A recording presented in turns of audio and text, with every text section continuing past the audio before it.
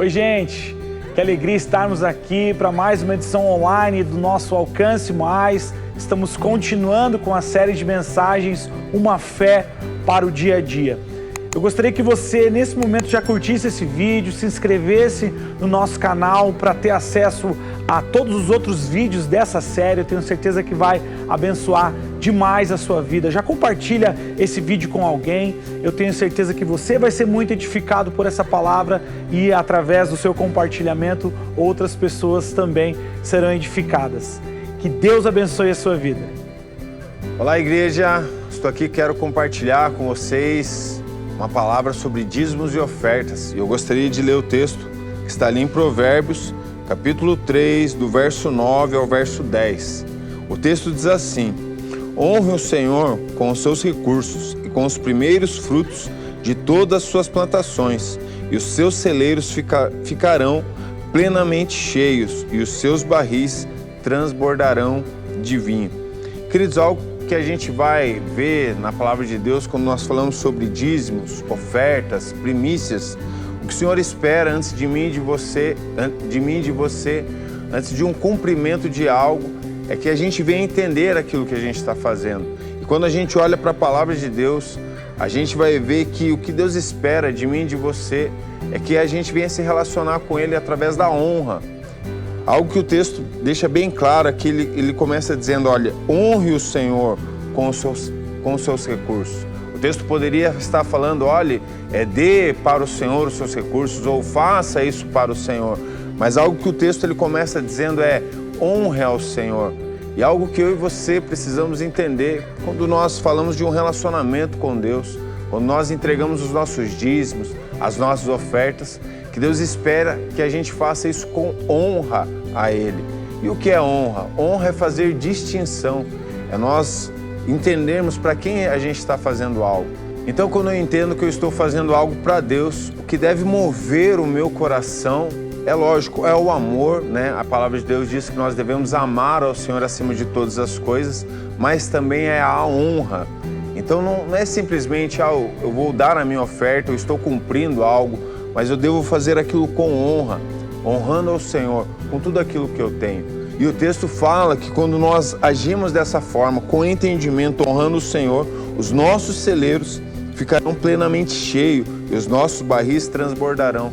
Ou seja, queridos, quando nós temos a motivação correta, o entendimento correto daquilo que nós fazemos, nós desfrutamos das promessas de Deus para as nossas vidas. Eu gostaria, nesse tempo, de orar com você, pedindo para que o Espírito Santo de Deus venha iluminar o nosso entendimento, para que cada dia mais a gente venha caminhar em honra ao Senhor, entendendo o que estamos fazendo para o Senhor. Eu quero orar com você. Pai, obrigado pela Tua palavra, que é verdadeira, ela é viva, Senhor, nas nossas vidas. E nesse momento, Senhor, onde nós estamos fazendo a nossa oferta, muitos estão entregando seus dízimos, nós queremos fazer isso, Senhor, com o entendimento correto.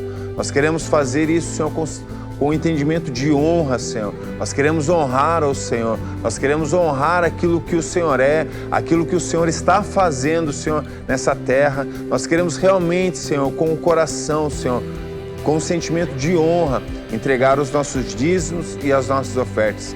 Pedimos, Espírito Santo de Deus, alinha as nossas motivações, alinha, Senhor, aquilo que estamos fazendo, Senhor, se está de acordo com a Tua palavra. Nós não queremos fazer barganha com o Senhor, mas nós queremos honrar ao Senhor com tudo que temos e com tudo que somos. Pedimos, Senhor, recebe cada oferta para a honra e glória do Teu nome, em nome de Jesus. Amém. Olá, igreja, graça e paz, tudo bem com vocês? Para mim é um privilégio poder compartilhar hoje da palavra do Senhor com vocês. Eu creio que esse mês nós estamos falando uma fé para o dia a dia, e essa é uma instrução muito importante para a vida cristã. Aliás, nosso dia, nossa vida, nós enfrentamos tantos problemas, tantos desafios. Às vezes somos afrontados por pessoas, muitas vezes somos afrontados por nós mesmos, pelo inferno, e muitas vezes somos provados pelo próprio Deus. Por isso é importante nós meditarmos, orarmos e buscar na palavra de Deus quais conselhos, quais fundamentos nós precisamos para uma fé que faça sentido para o nosso dia a dia. E é isso basicamente que eu quero falar com vocês nessa mensagem. Eu queria começar fazendo uma pergunta para vocês. Se hoje fosse o teu último dia, qual mensagem você deixaria para as pessoas que você ama, para os seus discípulos, para os seus familiares? Suponhamos que você recebesse um diagnóstico médico. E nesse diagnóstico, o médico informaria e alertaria você que você só tem mais uma semana de vida. Qual mensagem você deixaria? Quais conselhos, quais instruções você deixaria? Para que as pessoas que te amam e estão perto de você possam viver cada dia. Possam ter uma fé para cada dia. Enfim, qual seria a sua mensagem? E é isso que eu quero descobrir com você nessa noite, através da palavra de Deus. O tema e o título dessa mensagem é A Última Mensagem de Jesus. Eu quero juntamente com você descobrir quais foram os últimos conselhos que Jesus deixou para os seus discípulos. Eu queria que você acompanhasse comigo a leitura do texto. Nós vamos ler Atos 1. Carta de Lucas a Atos.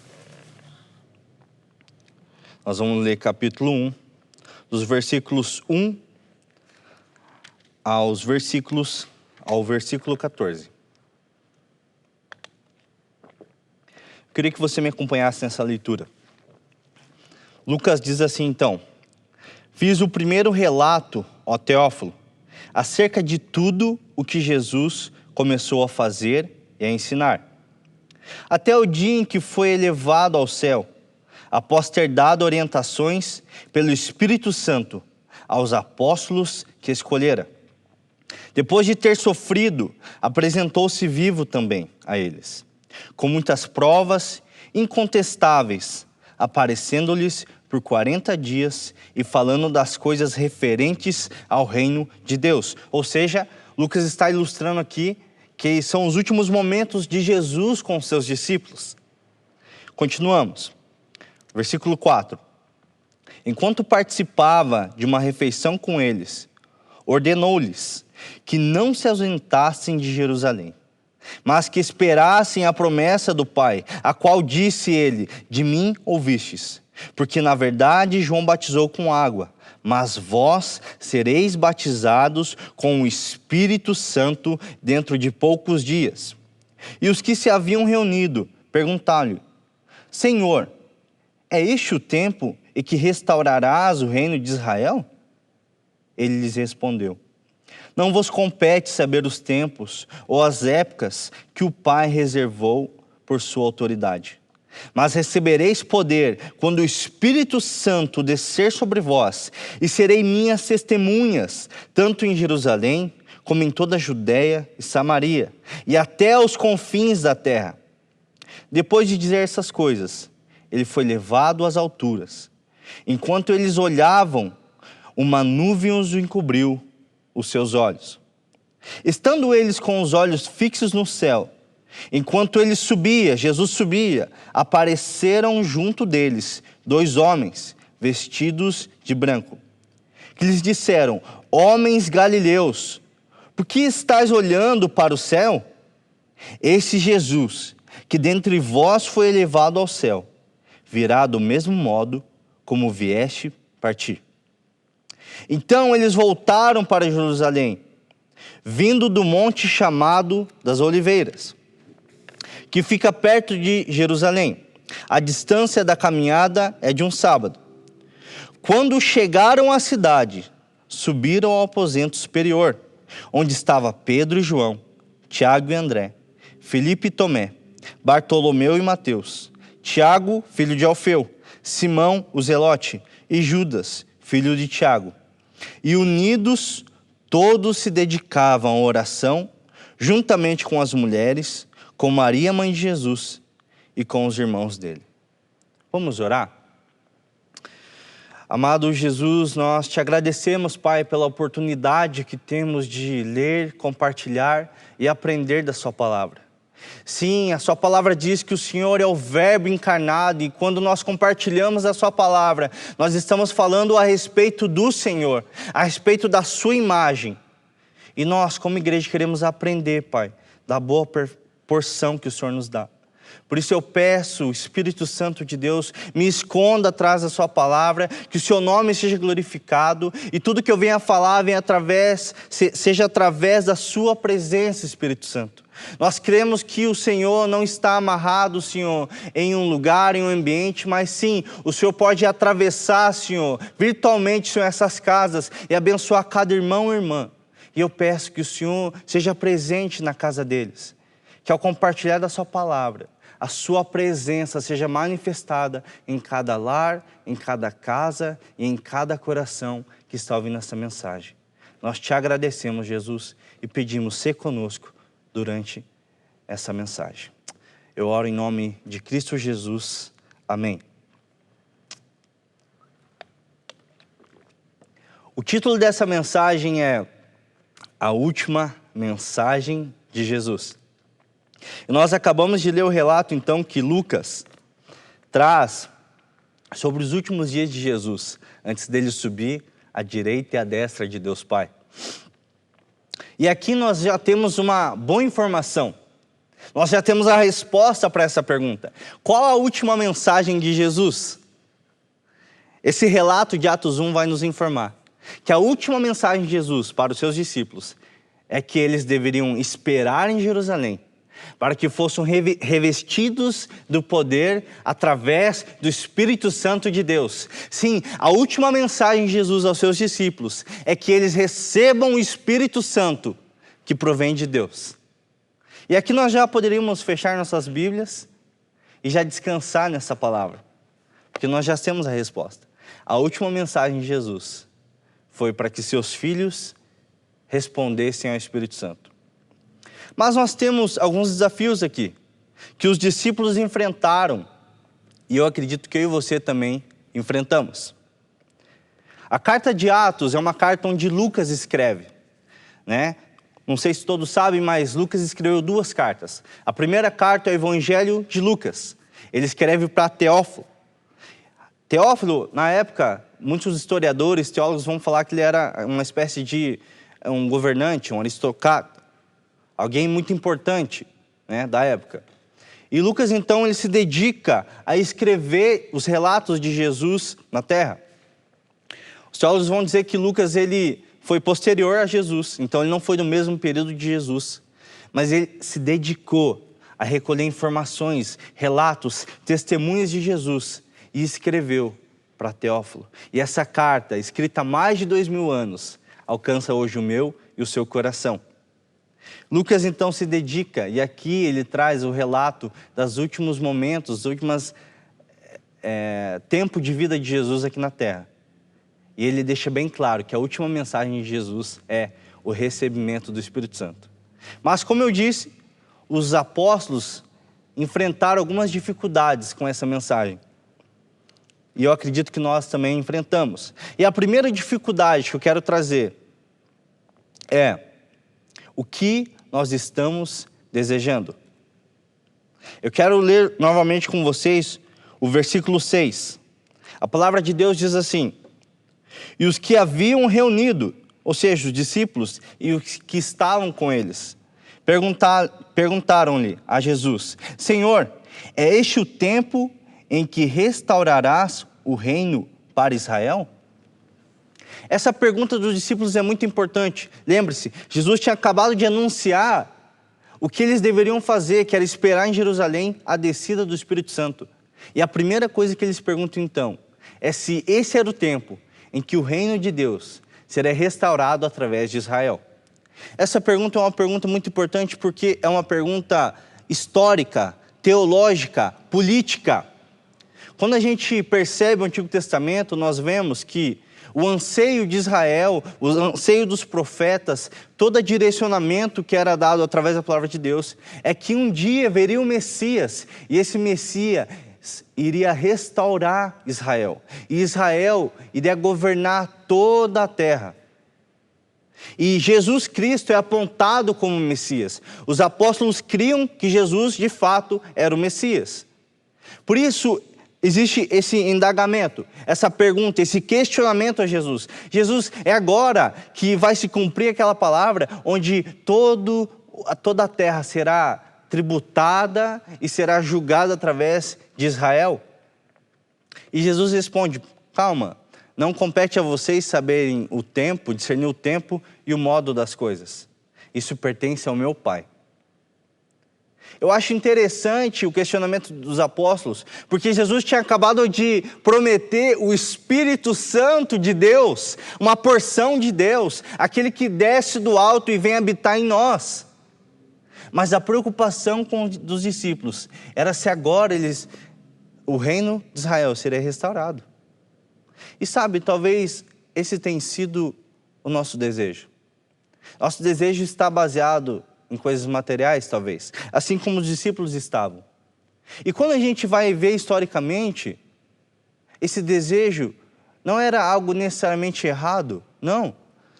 A gente vê Jerusalém, Israel, sempre debaixo de exílio, de escravidão, sendo subjugada a outras nações, onde ela era explorada, onde Israel e toda a nação do povo de Deus tinha que pagar impostos ao Estado. Talvez algo semelhante como a gente vive hoje, mas lógico, algo com viés muito mais escravatório. E o questionamento, o desejo dos discípulos era se livrar desse ambiente, dessa opressão. Era um desejo material. Mas o que Jesus estava prometendo para eles era algo muito maior. O que Jesus está prometendo para mim e para você é algo muito maior. Ele está desejando e nos prometendo o Espírito Santo de Deus. E nós temos então, a primeira dificuldade dos discípulos é que eles não estavam desejando de forma correta. E aqui eu faço uma pergunta para você e para mim também.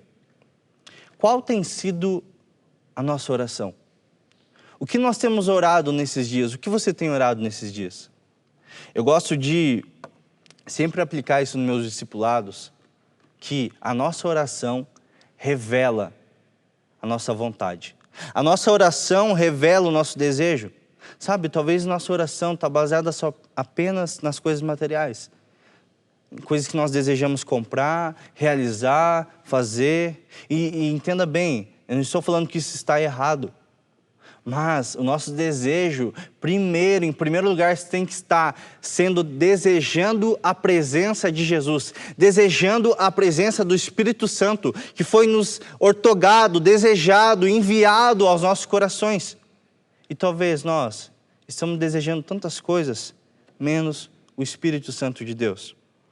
Eu gosto de uma história, não sei se vocês já ouviram, mas é uma ilustração onde diz que existia uma mulher muito rica.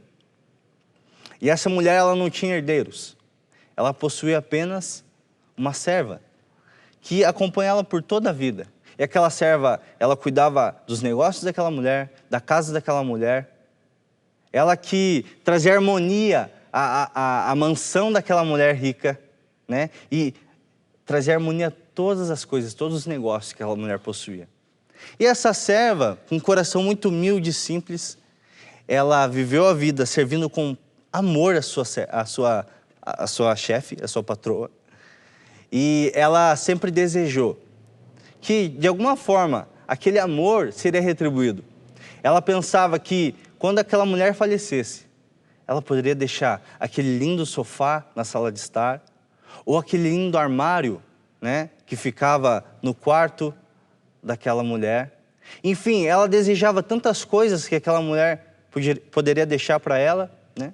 Mas eram coisas simples, comparado ao tamanho do esplendor que aquela mulher rica possuía. E eis que aquela mulher, então, no decorrer de sua vida, chega um momento que ela adoece, e ela chama a sua serva. E ela fala, olha, você se dedicou a mim com tanto amor, tanto cuidado, que eu queria te retribuir todo esse esforço que você teve para a minha vida. Como você sabe, eu não tenho herdeiros. Eu queria te deixar um gesto, um carinho para você. E ela pega um quadro e ela entrega para sua serva. E aquela serva, ela recebe de coração, mas interiormente ela fica triste e abalada, porque ela queria receber as coisas materiais, ela esperava isso. Então chega um momento que a sua chefe, ela morre, e anos se passam, e aquela serva, ela vive amargurada, carregando esse ressentimento, de que ela poderia receber muitas coisas, mas o que ela recebe é apenas um quadro. Eis que então, lá na sua velhice também, ela recebe algumas pessoas em sua casa, alguns parentes. E eles começam a visitar a casa dela e quando eles percebem, tem um quadro no meio da sala. E eles perguntam, ei, que quadro é esse? Quem te deu esse quadro? E ela fala, esse quadro é um antigo quadro que a minha antiga patroa, ela me deu. E eles perguntam, você sabe o que está escrito nesse quadro? E ela fala, não, eu não sei ler. Eu só recebi. E eles falam, nesse quadro está escrito que você herdou toda a herança que aquela mulher possuía. E aquilo se revela então para aquela mulher de que tudo que a sua dona, a sua chefe, a sua patroa possuía, agora era dela. Mas ela, por focar o seu coração e o seu desejo em coisas materiais, não percebeu o dom e a graça que estava sendo entregue para a vida dela. E sabe, talvez essa é a minha e a sua realidade. Nós estamos focados nas coisas materiais, nós estamos focados nas coisas temporais que são passageiras, mas não estamos percebendo o dom gratuito que Deus nos entregou, que é o seu Espírito Santo.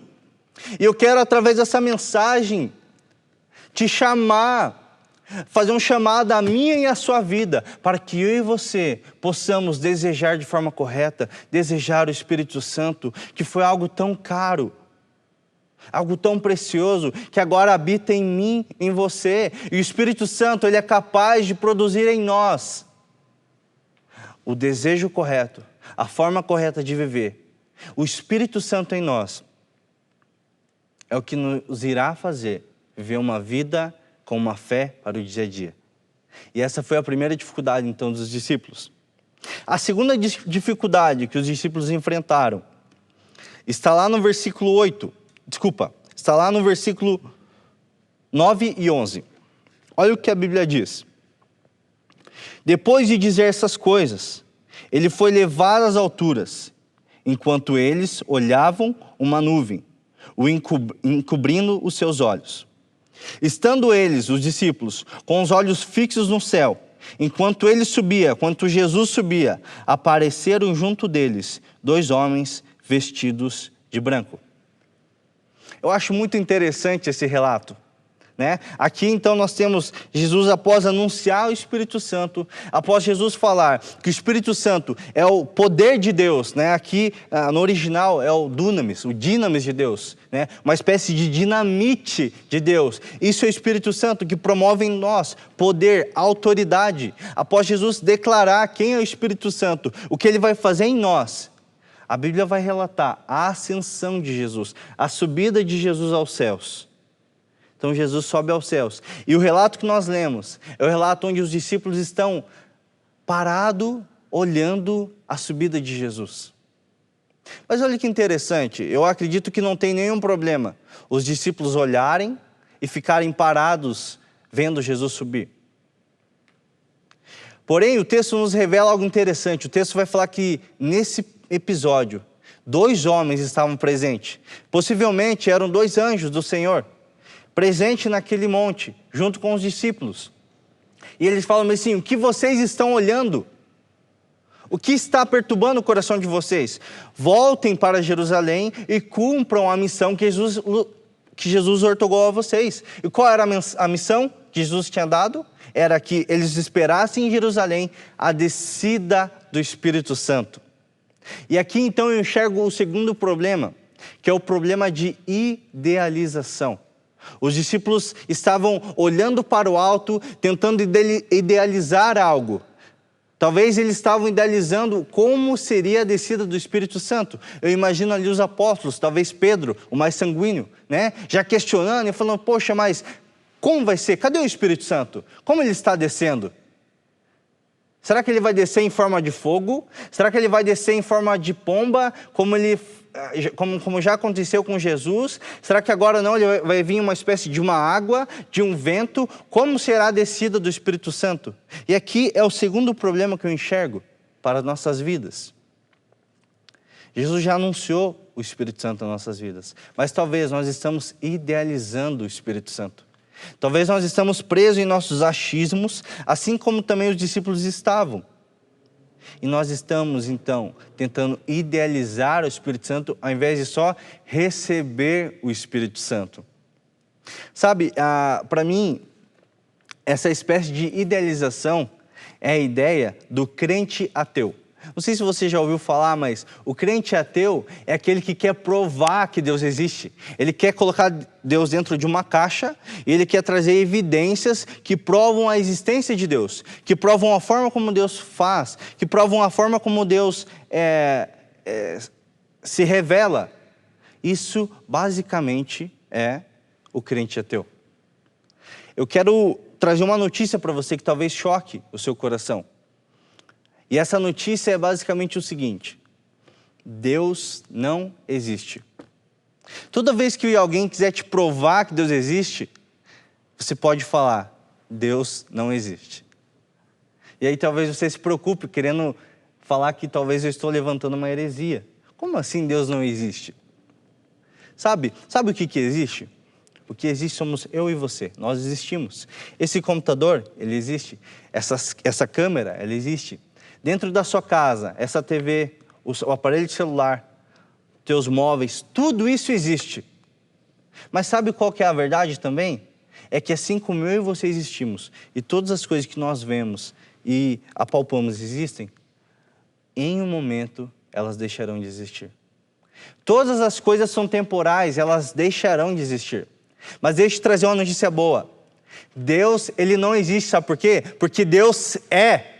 Quem existe somos eu e você, nós existimos, mas um dia nós deixaremos de existir, porque nós estamos presos nesse tempo, no passado, no presente e no futuro. Mas Deus, ele está acima do nosso tempo, Deus está acima do presente, acima do passado, acima do futuro. Deus está acima da linha do tempo, por isso Deus, ele não existe. Deus, ele veio antes da existência. A Bíblia vai dizer em Gênesis 1 que antes de todas as coisas fossem criadas, Deus já estava lá. Por isso eu e você não podemos idealizar Deus, não podemos idealizar o Espírito Santo, que a Bíblia vai dizer que sim, o Espírito Santo é Deus. Às vezes a gente entra numa discussão teológica, né? De um lado os pentecostais, talvez falando que o Espírito Santo, se não cair, não é o Espírito Santo, se não vir como em forma de fogo, se não tiver fervor, não é o Espírito Santo, e talvez outra linha dizendo que não, que o Espírito Santo, ele não está preso às emoções, que o Espírito Santo não está preso nas meninices, nas criancices, e a gente fica nesse debate teológico, tentando idealizar o Espírito Santo da mesma forma como os apóstolos estavam naquele monte, tentando idealizar quem era o Espírito Santo. Talvez eu e você estamos enfrentando essa dificuldade de idealizar o Espírito Santo. Mas deixa eu te falar, o Espírito Santo é Deus. Ele está acima da razão humana. Ele está acima do que nós compreendemos. Por isso nós devemos apenas recebê-lo. É isso que Jesus falou. Desçam a Jerusalém e recebam o Espírito Santo. Sabe quando a gente recebe um presente? A gente não abre o pacote antes. E daí a gente, depois de abrir o pacote, a gente fala, não, pensando bem, eu não quero esse presente. Não, um presente a gente recebe com amor e carinho. E depois que a gente abre o laço, a gente vai descobrir o que esse presente envolve em nossas vidas. E talvez nós podemos ser surpreendidos. Basicamente, o Espírito Santo é um presente de Deus para nossas vidas. Nós precisamos apenas recebê-lo e abrir esse pacote de presente e desfrutar desse pacote de presente e pensar e imaginar que a presença do Espírito Santo é o melhor presente que nós podemos ter. Por isso, deixe chamar o seu coração uma atenção. Não idealize o Espírito Santo. Não queira compreender o Espírito Santo. Não queira sistematizar o Espírito Santo. O Espírito Santo é um dom de Deus. É um presente de Deus para mim e para você.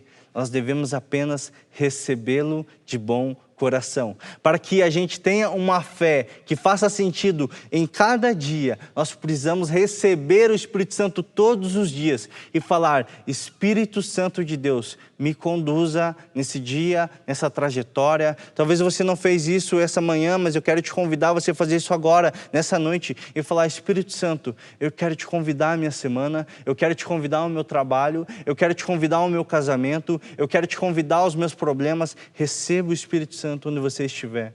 E eu tenho certeza que eu e você vamos ser surpreendidos pelo céu. O terceiro e último problema que eu gostaria de apontar na leitura desse texto é o problema de como nós iremos responder ao Espírito Santo.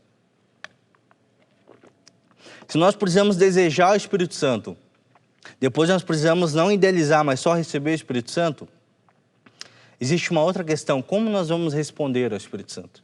E eu acredito que Lucas deixou isso no texto. Lá no versículo 12 ao 13, olha o que a Bíblia diz. Então, eles voltaram para Jerusalém, vindo do monte chamado das Oliveiras, que fica perto de Jerusalém, à distância da caminhada de um sábado. Quando chegaram à cidade, subiram ao aposento superior, onde estavam Pedro e João, Tiago e André, Felipe e Tomé, Bartolomeu e Mateus, Tiago, filho de Alfeu, Simão Zelote e Judas, filho de Tiago. Sabe o que eu enxergo nesse trecho? Humildade. Nesse trecho, basicamente, eu enxergo humildade.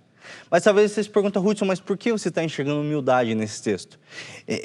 O Lucas está falando dos apóstolos, que os apóstolos responderam e obedeceram, o que os anjos tinham falado. Sabe por que eu enxergo humildade aqui? É porque para quem Lucas escreve, era para alguém de autoridade, de poder, de nome. E como eu já mencionei lá no começo dessa mensagem, Lucas escreve para Teófilo. E lembre-se, eu falei que Lucas escreveu 2 cartas. E na primeira carta do Evangelho de Lucas, Teófilo está ali lendo o relato então de Jesus com seus discípulos, seus apóstolos. E ele está vendo apóstolos, homens galileus, simples. Para a época, os galileus eram uma espécie de caipira. Homens que não eram dotados do conhecimento, da sabedoria, da lei. Nós estamos falando de homens simples, homens humildes. E Teófilo está lendo aquilo e ele termina então o texto, o Evangelho de Lucas, vendo que os apóstolos eram homens simples, humildes, limitados, mas que Jesus era o autor de toda a honra, toda a glória. Jesus era a superioridade, a autoridade maior. E agora Teófilo lendo aqui, que esses homens responderam ao chamado de Jesus. E agora Jesus saiu de cena. E esses homens agora são protagonistas da cena? Imagine só o que Teófilo pensou em relação a esse relato. Por isso que eu enxergo humildade. Sabe o que Lucas estava querendo ensinar para Teófilo? É que Deus usa qualquer um. Deus não está preso em títulos. Deus não está preso em situações. Deus, ele usa qualquer um. E ele pegou, sim, homens simples, talvez caipiras para a época, e empoderou esses homens. Sabe por quê? Porque o poder de Deus não está baseado na força humana, mas o poder de Deus está baseado em seu Espírito. Por isso, eu e você devemos responder ao Espírito Santo com humildade. Não está baseado na força dos nossos braços, não está baseado no nosso conhecimento, não está baseado no que eu e você podemos fazer, mas está baseado em quem Cristo é. E por ser quem Cristo é, Ele nos dá o seu Espírito, nos capacita agora, para que eu e você possamos fazer o reino de Deus aqui e agora, com poder e autoridade. Não porque eu e você temos conhecimento, habilidade para isso, mas porque o Espírito Santo vai nos empoderar e nos levar nesse lugar. Anos atrás, há 12 anos atrás, a minha história era totalmente diferente. Eu vim de um contexto, nasci num lar cristão, mas infelizmente na minha adolescência meus pais se separaram.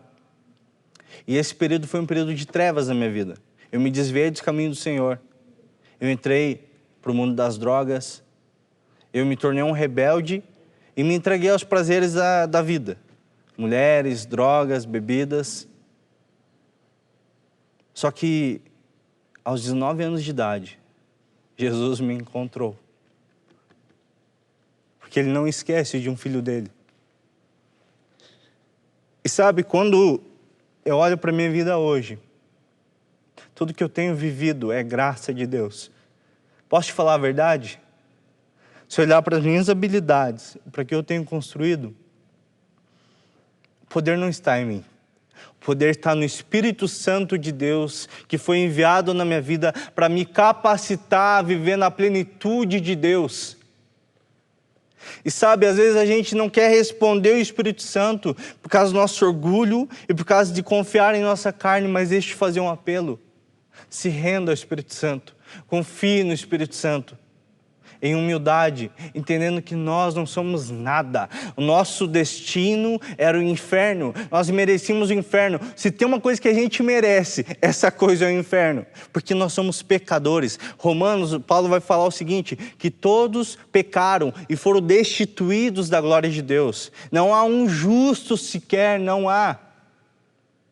Mas, através do amor de Jesus, naquela cruz, Ele perdoou nossos pecados, removeu a ira de Deus, e agora Ele nos traz como nova criatura, e o Espírito Santo de Deus habita em nós, nos selando para a eternidade, e fazendo eu e você, imagem e semelhança de Deus. Mas para isso nós precisamos responder em humildade ao Espírito Santo. Lucas ainda vai dizer que nessa sala, reunida com os apóstolos, estavam as mulheres. Isso era escandaloso para a época. Eu imagino o Teófilo lendo esse relato e falando, peraí, mas existem mulheres também, as mulheres também vão receber o Espírito Santo? Porque na época as mulheres eram uma espécie de classe inferior. Os judeus da época, os fariseus da época, os historiadores e teólogos vão dizer que quando eles estavam andando nas ruas com seus filhos, e por acaso o filho dele tocasse aquela mulher impura, aquele menino tinha que passar por um ritual de purificação, porque ele tocou uma mulher. Porque a mulher na época, ela trazia uma representatividade de impureza. Em uma sala, como Lucas relata aqui, não poderia existir mulheres junto com os homens. Existia um cômodo reservado só para as mulheres, porque elas não poderiam estar nas reuniões junto com os homens. E aqui então nós vemos Lucas relatando a humildade que existia nessa sala, a presença da humildade para responder ao Espírito Santo. Pois o Espírito Santo responde àqueles que têm um coração manso e humilde. Por fim, para responder ao Espírito Santo em humildade, eu e você, nós precisamos de oração. E olha como o texto termina, versículo 14, Lucas vai dizer o seguinte: e unidos, todos se dedicavam à oração, juntamente com as mulheres, com Maria, mãe de Jesus, e com os irmãos dele. Lucas termina dizendo que para a descida do Espírito Santo, eu e você precisamos de oração. Quando a gente vai estudar o texto, nós vamos ver que Jesus ficou basicamente 40 dias na terra, após a sua ressurreição. Então Jesus ressuscita, ele fica 40 dias com seus discípulos, e aqui em Atos 1 nós vemos o último dia de Jesus na terra, os últimos conselhos para Jesus na terra. E desse último dia que Jesus ficou na terra, até a descida do Pentecostes, que é a descida do Espírito Santo, da Páscoa ao Espírito Santo são 50 dias. Se Jesus ficou 40, os discípulos e apóstolos, juntamente com as mulheres, ficaram 10 dias em oração, respondendo e esperando o Espírito Santo. E aí eu quero te fazer uma pergunta. Será que eu e você ficaríamos 10 dias esperando o Espírito Santo? Sabe, talvez você possa falar assim para mim, Hudson, não, eu, graças a Deus, tenho uma vida de oração abençoada, né? Eu, todas as manhãs, em meu devocional, eu oro a Jesus. Às vezes eu tenho períodos de oração de 1 a 2 horas. Mas deixa eu te falar um segredo. Sabe por que eu e você conseguimos ter uma vida de oração assertiva? Porque nós possuímos o Espírito Santo. O Espírito Santo, ele produz em nós esse anseio, essa vontade pela eternidade. A nossa alma anseia pela eternidade. E o Espírito Santo promove isso em nós. Mas na época, nós estamos falando antes da descida do Espírito Santo, esses homens e mulheres esperaram 10 dias em oração, esperando e desejando o Espírito Santo. Por isso que a minha pergunta é, será que eu e você teríamos a mesma paciência, o mesmo anseio, o mesmo desejo para esperar o Espírito Santo? Muitos nos declaram como a geração do fast food. Nós temos as coisas tudo por aqui e por agora. Né? Às vezes a gente manda uma mensagem no WhatsApp e a gente vê que a pessoa visualizou a mensagem, né? Os 2 pauzinhos ficam azul, e a gente fica ansioso porque a pessoa não está respondendo. A gente pega um alimento, coloca ele no micro-ondas e em 5 minutos aquele alimento está pronto. E a gente vive então nessa rotina de tudo está pronto em instante. Mas talvez nós não estamos desenvolvendo a paciência, a espera e o desejo pelo Espírito Santo.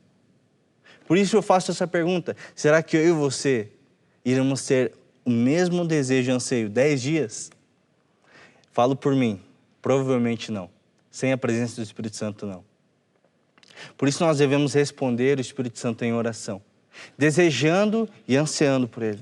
Independente da situação em que nós nos encontramos, independente da resposta que nós precisamos, eu e você precisamos responder ao Espírito Santo de Deus em oração.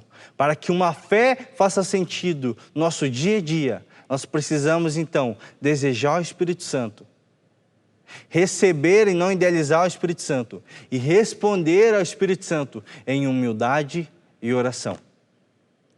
Sabe, talvez nessa mensagem eu falei em relação ao Espírito Santo, a última mensagem de Jesus para os nossos dias. E talvez eu trouxe apenas uma partícula muito pequena do que significa o Espírito Santo. Tem uma ilustração que eu gosto bastante, diz que homens chegaram em uma terra desconhecida para explorar essa terra. E lá eles encontraram uma tribo indígena. E esses índios eram homens totalmente excluídos, né, daquele cenário. Eles ficavam presos apenas ao seu território. E aqueles homens então que exploraram a terra, fizeram amizade com esses índios. E quando eles vão partir, aqueles índios começam a acompanhar eles. E existia um índio que quando ele chegou e avistou o mar, porque ele não conhecia o mar, ele estava preso apenas no seu território, ele fica deslumbrado com aquilo, com a grandeza daquilo. Ele fica encantado com a grandeza do oceano. E quando ele vai se despedir, ele pede uma espécie de uma bacia para aqueles homens. E ele fala, por favor, você poderia me dar esse objeto? E aqueles homens então, sem entender, entregam o objeto, mas perguntam, por que você quer? O que você deseja com esse objeto? Eles falam, aquele índio fala, eu quero levar pelo menos um pouco dessa água para a minha tribo, para que eles possam conhecer a grandeza e o tamanho desse oceano. E sabe, basicamente, o que eu tentei fazer nessa mensagem foi isso. Talvez eu trouxe apenas um copo de quem representa o Espírito Santo para nossas vidas, com o intuito de provocar em você sede, anseio, desejo. Existe muito mais, existe muito mais. O Espírito Santo, sim, ele é uma espécie de um oceano, de uma profundeza. Só que, ao contrário do oceano, o oceano de Deus, ele não tem fundo, ele não tem limite, é ilimitável. Não existe limite em Deus. E eu quero te provocar um desejo, uma fome por Deus. E que você, através do Espírito Santo, dia após dia, mergulhe nesse rio de Deus. Seja inundado por esse rio de Deus, desejando e ansiando o Espírito Santo até que ele volte. Que essa seja a nossa missão.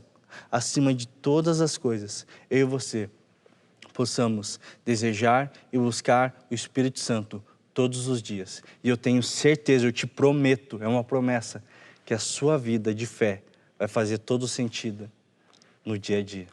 Você crê nessa mensagem? Eu quero orar com você e te chamar a essa responsabilidade. Jesus, nós te agradecemos, Pai, pela sua palavra, que é rica, maravilhosa, poderosa.